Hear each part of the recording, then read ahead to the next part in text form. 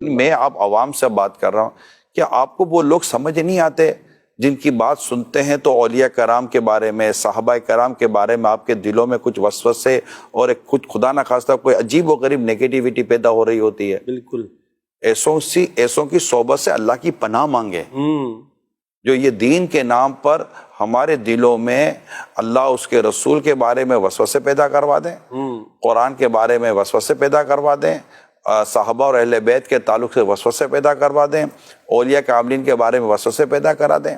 اب یہ امام اعظم سے زیادہ سمجھدار ہو گئے، یہ امام شافعی، امام احمد بن حنبل، امام مالک رحمہ اللہ تعالی، ان سے کیا زیادہ سمجھدار ہو گئے؟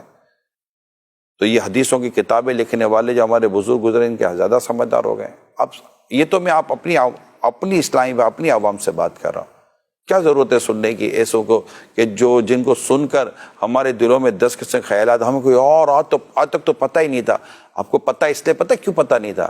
وہ علماء، وہ مشائخ جو حکمت اور مصلحت کو جانتے تھے، ان کو پتہ تھا کہ کون سی باتیں کرنی ہے، کون سی باتیں نہیں کرنی۔ کہ حضرت ابو ہریرہ رضی اللہ تعالیٰ عنہ کا آپ نے ارشاد نہ سنا تھا کہ ایک علم وہ ہے جو میں تمہیں بتاتا ہوں، جو میں نے نبی پاک سے لیا، اور دوسری بات تو اگر میں تمہیں بتا دوں تو تم مجھے ہلاک کر دو گے، ایسی کوئی میرا گلا کاٹ دو، میرا گلا کاٹ دو گے۔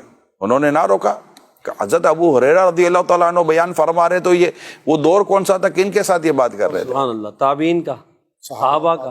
جو علماء ہیں جن کو اللہ پاک نے علم اور حکمت اور مصلحت سب کی نعمتوں سے مالا مال کیا ہے، تجربہ ہے، وہ جانتے ہیں کہ کون سی بات کہاں کرنی ہے، کون سی بات کہاں نہیں کرنی۔ حضرت عبداللہ ابن عباس رضی اللہ تعالیٰ عنہما فرماتے ہیں کہ میری اونٹ کی رسی کھو جائے نا، اسے بھی میں قرآن سے تلاش کروں۔ اللہ اکبر۔ حضرت عبداللہ ابن عباس رضی اللہ تعالیٰ عنہ امام المفسرین کہلاتے ہیں۔ علماء کہتے ہیں کہ بالکل اونٹ کی رسی کھو جائے قرآن سے مل سکتی ہے، ڈھونڈنے کے لیے عبداللہ ابن عباس جیسا مفسر بھی چاہیے۔ سبحان اللہ، سبحان اللہ، واہ، تیرا میرا کام نہیں ہے، کیا بات، اونٹ کی رسی ڈھونڈنے جائیں گے خود ہی کھو جائیں گے۔ اللہ اللہ اللہ، ٹھیک ہے، تو یہ جو ہے نا کہ ہم پڑھنے، بالکل پڑھنے کے لیے طریقہ ہے۔ کتابیں دنیا کی بھی لکھی گئی ہیں، لیکن پڑھنے کے لیے ان کتابوں تک پہنچنے کے لیے بھی ایک ترتیب ہے۔ ڈائریکٹ میٹرک کی کتاب آپ ڈائریکٹ ترتیب سے چلیں، اور جو علماء جب ترتیب سے چلیں گے نا اور صحیح جگہ سے لیں گے، صحیح، اور آپ کو صحیح استاد مل گئے جن کے دلوں میں عشق رسول، عشق صحابہ اور عشق اہل بیت اور عشق اولیاء معجزن ہے، موجے مار رہا ہے، واہ واہ، آپ کی ترتیب اگر وہاں سے چلی تو آپ پڑھ سارا لیں، اس وقت آپ کو ہمارے کہنے کی ضرورت نہیں پڑے گی، آپ سمجھ جائیں گے کہ کون سی بات کہاں کرنی ہے، کون سی بات کہاں نہیں کرنی۔ ماشاءاللہ۔